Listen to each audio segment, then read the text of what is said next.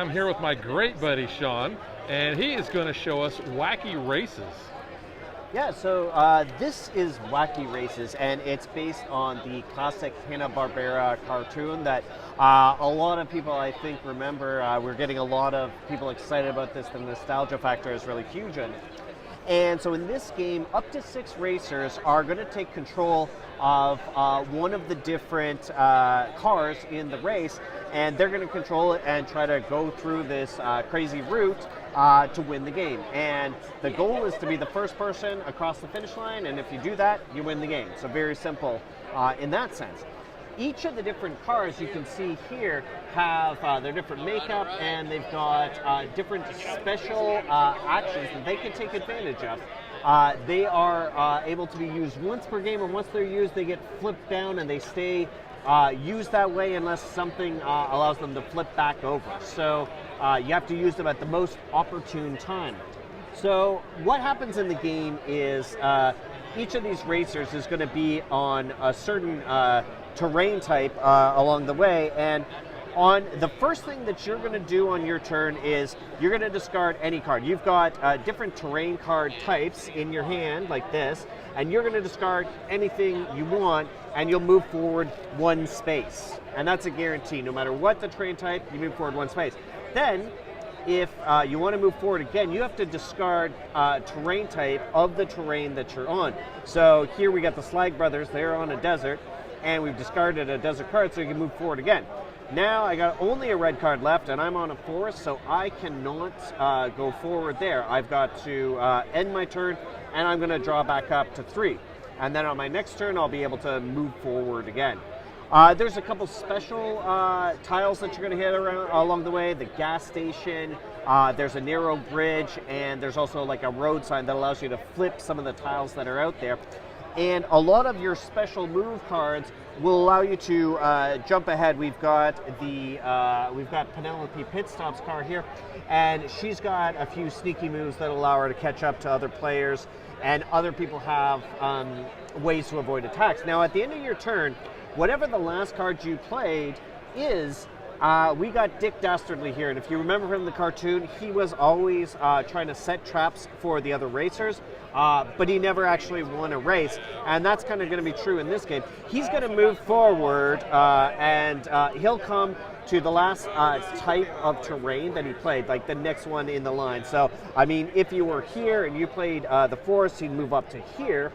But if he is ever the single person in the lead, assuming that these guys weren't here, if he was the single person in the lead, he is going to lay a trap. Him and his sidekick Muttley are going to team up, and he'll lay a trap there for the other players, and then he's going to go all the way back to behind whatever car's in last place, and he'll start trying to catch up again. So whenever a player hits that trap, we're going to flip it over. Let's see. Oh, it's a boulder. He's left a boulder there. You have to go back to the first empty space. So you've been knocked back. But some of the different racers have ways. So, I mean, for example, the Slag Brothers here, if they ran into that boulder trap, they'd be able to neutralize it. So it all depends on like what comes up in the race and how lucky you are with the cards you draw.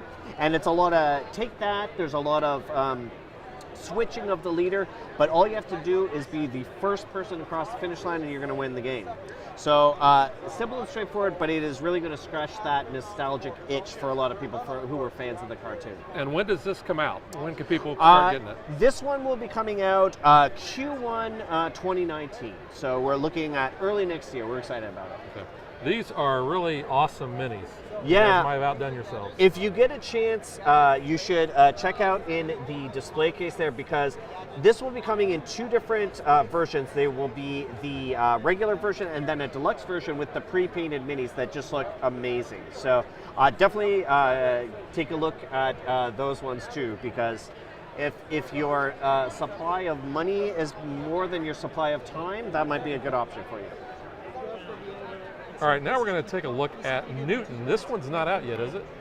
No, we're looking at November for the release of Newton, but we're very excited about this one. The idea in this game is that players are taking on the role of scholars who are looking to follow in the footsteps of Newton and the other great minds of that time. And what they're going to do is take actions on their turn that will allow them to move around Europe, visit different universities and very historical sites, develop their knowledge, or work and raise some money. And they're going to be kind of working on these few different tracks to sort of develop all of these different skills and experiences that they have along the way, all in the pursuit of knowledge. And so each player has their own bookshelf as well that they're trying to fill out with different books. And as they gain more knowledge, they gain more experience, they're going to be able to fill those out, and those are going to earn them points at the end of each different round. So it's played over the course of 5 years, and at the end of that, there's like a final round that's played. And everybody has a hand of action cards that they start with that are relatively weak, and each of the individual boards has one action that it starts with.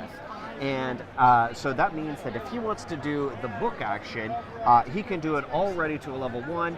When he plays a book, he can do it to the level of 2. And each time you play the same symbol, you get to do that strength a little bit stronger until everybody's played 5 cards. And then at the end of that round, one of their cards is going to slide down underneath their board here. And now that's going to be investing in doing that action better in future rounds. So as each round continues, cards are going to be slid underneath, and then you're going to get better and better at doing the things you want to do. And ultimately, you're trying to gain points for the work you do here and for completing certain goals along the way.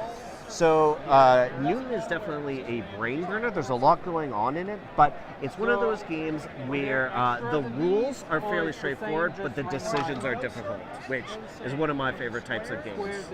Now, I will point out, we do have green and blue, so Yep. we have dad versus daughter colors. So Perfect. That's good. That's going to work out. that's always a plus. That's going to work out perfectly, yeah. So this is one that you can really sink your teeth into, develop different strategies, and many different paths to victory. So we're excited about this one coming out.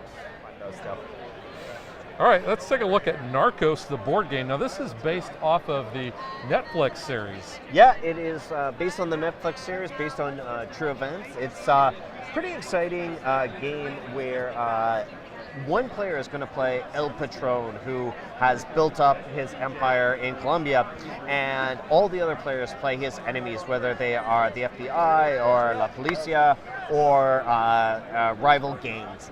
And so El Patron is hiding somewhere in the jungles of Colombia, but they are the rest of the players are going to be trying to track him down and find him. And so he is going to have to put out his sicarios or his henchmen, and they will gain extra points for how close they are to El Patron himself. But the closer they are to him, the more information they leave for the players. Each of the different players controls. Each of the different players controls 2 different figures throughout Colombia, and they're going to move around and they're going to do certain actions like question him about where he is, attack some of his sicarios, destroy some of his labs that are there, and even try to capture El Patron. And so the goal for the hunters is to capture him 2 different times. They'll capture him once, but he will escape police custody for sure, and they will try and capture him a second time. The goal for El Patron, he can win in 2 different ways. He can either complete a certain amount of objectives, or he can win glory points. So he's got this glory track right here, and with this glory track, this shows how much the people of Colombia love him. And as he moves along that track, if he ever gets to 20 glory points, then he has won the love of the people, and they will support him and never let him get arrested. And so that's basically the idea of the game. But a hidden movement game with a lot more interactivity and a lot more for the one against many player to do. They'll have a lot more action along the way. So very cool. We're excited about this one, and very happy to be working with Netflix. So this is Railroad Inc., and this one we're super excited about. It is a roll and write game where you are trying to gain victory by building up a railroad and road empire. And so we've got, as you can see here, two different versions of the game. We've got the Blazing Red and the Deep Blue.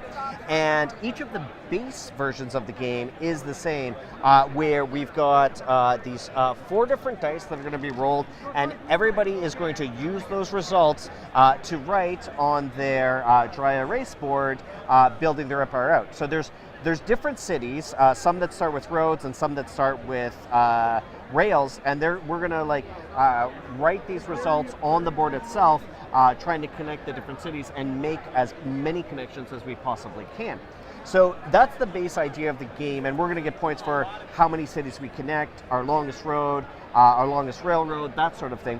But each of these different versions comes with these 2 expansions. So for example, in the case of the Blazing Red version of it, we've got the meteors that are going to hit, and they're going to destroy some of the tracks that we've laid down. However, if we lead into those meteor sites, we're going to be able to earn extra points along the way. Or there's the lava fields that are going to go out there and cause problems for players as well. In the Deep Blue version, it's all about water. So there's rivers and there's lakes, and those are going to be ways to get extra points, and they're also going to get in your way a bit, but they'll be a little less destructive. So it's a fun game. It plays up to 6 players, and if you have both versions, you can play up to 12. So very fun, highly replayable, and it plays in about 20 minutes. If you would like to support us, you can visit patreon.com/dadvdaughter. Like and follow us on Facebook to stay current on our show schedule, sneak peeks at future shows, and to interact with us.